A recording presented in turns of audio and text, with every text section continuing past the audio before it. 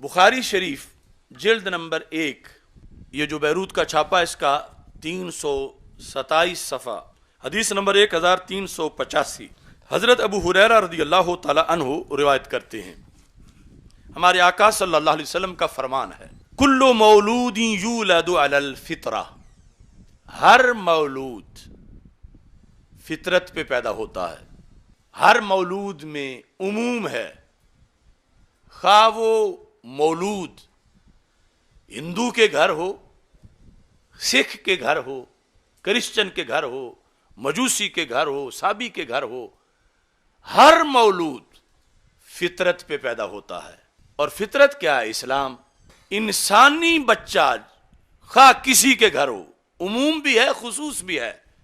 खुसूस है बाकी मखलूकात को निकालने के लिहाज से, उमूम है हर इंसान किसी मजहब मसलक से ताल्लुक रखता हो, जब वहां बच्चा पैदा होता है, यूलदु अलल फितरा, पहले दिन कुफर पे पैदा नहीं होता, उसे फितरत पे पैदा किया जाता है। तो हमारे आका सल्लल्लाहु अलैहि वसल्लम फरमाते हैं, आबावाहु युहव्विदानी, वो तो फितरत पर था, जुल्म उसके वालिदैन ने किया कि उसे यहूदी बना दिया। तो पता चला यहूदियत फितरत नहीं, यहूदियत फितरत का बिगाड़ है कि बच्चा था फितरत पर। आबावाहु युहव्विदानी, वालिदैन उसको यहूदी बनाते हैं, औ युनस्सिरानी, या उसको क्रिश्चियन बनाते हैं, औ युमज्जिसानी, या उसको मजूसी बनाते हैं, ऐसे ही कादियानी बनाते हैं। हर बदअकीदा जो कुछ भी आगे आता है औ के साथ अलावा वगैरह वगैरह सब आ जाएगा। तो ये सारी चीजें फितरत का बिगाड़ हैं, और फितरत क्या है? दीने इस्लाम है। हर बच्चा फितरत पे पैदा होता है। तो लिहाजा जुल्म तो किया वालिदैन ने, यहूदी वालिदैन ने, हिंदू वालिदैन ने, जुल्म उन्होंने किया हुआ था। अब किसी मुबल्लिग ने अगर उस बच्चे को तबलीग की है तो इसने तो जुल्म नहीं किया, इसने तो भूले हुए का रास्ता दिखाया है। ये उसे वापस नेचर की तरफ बुला रहा है, या मुबल्लिग ने नहीं बताया, वो खुद ही आ रहा है, तो उसे क्यों रोक रहे हो कि वो अभी इस्लाम कबूल ना करे? वो तो खिलाफे फितरत था, अब फितरत की तरफ जा रहा है। वो रोकना तो उस वक्त चाहिए था कि जब वो खिलाफे फितरत बन रहा था। वो तो इस्लाम की एक दौलत थी, इस्लाम का फर्द था, उसे यहूदी बनाया गया, उसे मजूसी बनाया गया, उस वक्त जुल्म हुआ। और अब तो वापसी हो रही है, जहां जुल्म था वहां जुल्म कह नहीं रहे, और जहां जुल्म से छुटकारा दिया जा रहा है वहां पे लफ्ज़ जुल्म का इस्तेमाल, और यहां पाबंदी लगाई जा रही है कि वो अभी इस्लाम कबूल ना करे, अभी इतनी उम्र हो, फिर फलां से इजाज़त ले, फलां से इजाज़त ले।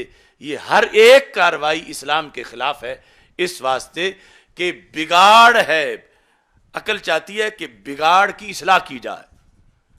बिगाड़ उसका मुस्लिम होना नहीं, बिगाड़ उसका यहूदी होना है, क्रिश्चियन होना है, उसका हिंदू और सिख होना है। ये हम नहीं कह रहे, ये हमारे आका अलैहिस्सलाम फरमा रहे हैं। ये हम नहीं कह रहे, ये हमारा कुरान कह रहा है। और हम ये कहने से रुक नहीं सकते, क्योंकि हमने कुरान का भी कलमा पढ़ा है, रब्बे रहमान का, रसूल पाक सल्लल्लाहु अलैहि वसल्लम का, और ये आवाज़ हमारा ईमान है आएगा। तो हमारे आका सल्लल्लाहु अलैहि वसल्लम ने सहाबा को समझाने के लिए इसकी एक मिसाल दी, कमासलिल बहीमते तुनतिजुल बहीमता हल तरा फीहा जदआ।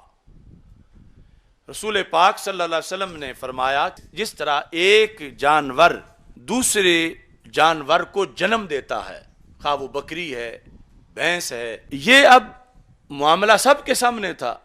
बिलखुसूस उस वक़्त की जो कायनात थी, तो ऐसा बंदा ढूंढना तो बड़ा मुश्किल था कि जिसने कभी बकरी के बच्चे को ना देखा हो, या ऊँटनी के बच्चे को ना देखा हो, या ये अमल होता हुआ ना देखा हो। तो रसूल पाक सल्लल्लाहु अलैहि वसल्लम ने फरमाया कि जिस तरह एक जानवर, मसलन एक बकरी बच्चे को जन्म देती है, تو صحابہ مجھے بتاؤ، ہل ترا فیہا جدعا، کیا وقت ولادت اس بکری کے بچے کے اعضاء کے اندر تمہیں کوئی نقص نظر آتا ہے؟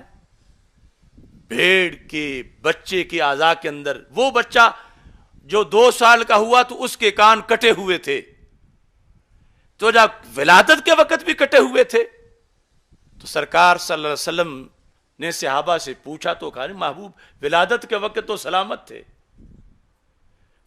یوں سمجھو فطرت، یہ جس کے کان کٹے ہیں بعد میں کٹے ہیں،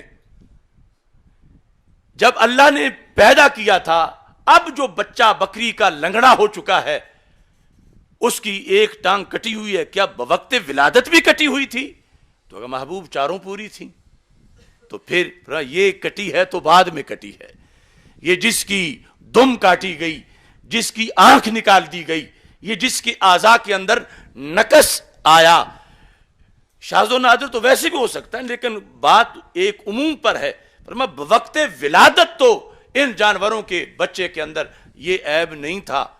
صحابہ نے یہ بالکل ذہن سے، یعنی تسلیم تو ویسے بھی کر رہے تھے، لیکن اب تھا کہ اپنی عقل سے پوچھ کے ایک جواب دینا، تو سب نے کہا بالکل محبوب، یہ تو ہمارے مشاہدے کی بات ہے، یہ پہلے دن نہ کان کٹے ہوئے تھے نہ ٹانگیں کٹی ہوئی تھیں، تو جو لنگڑا بنا بعد میں بنا، جس کے کان کٹے بعد میں کٹے، تو اللہ نے تو ہر بچے کو فطرت پہ پیدا کیا، اگرچہ سکھ کے گھر تھا، اگرچہ ہندو کے گھر تھا، کرسچن کے گھر تھا، وہ فکری طور پر، فطرتی طور پر، ایمانی طور پر لنگڑا نہیں تھا، لنگڑا بعد میں ہوا ہے، وہ کان کٹا نہیں تھا، کان کٹا بعد میں ہوا ہے۔ تو اب تو اسلام نے اس کو موقع دیا ہے کہ اپنا عیب دور کر لو، واپس پھر فطرت پہ آ جاؤ۔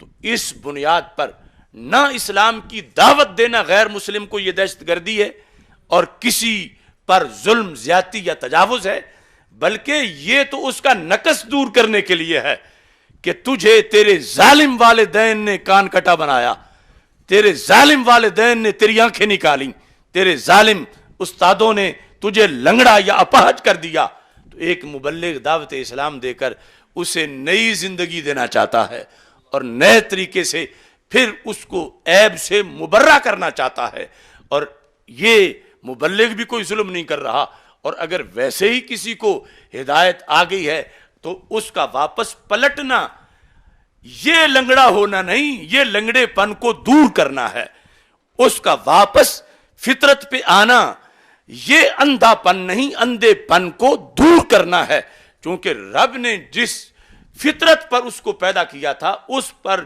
بگاڑ کا حملہ یہود نے کیا، نصارہ نے کیا، ہندو، سکھ اور اس طرح کے لوگوں نے کیا۔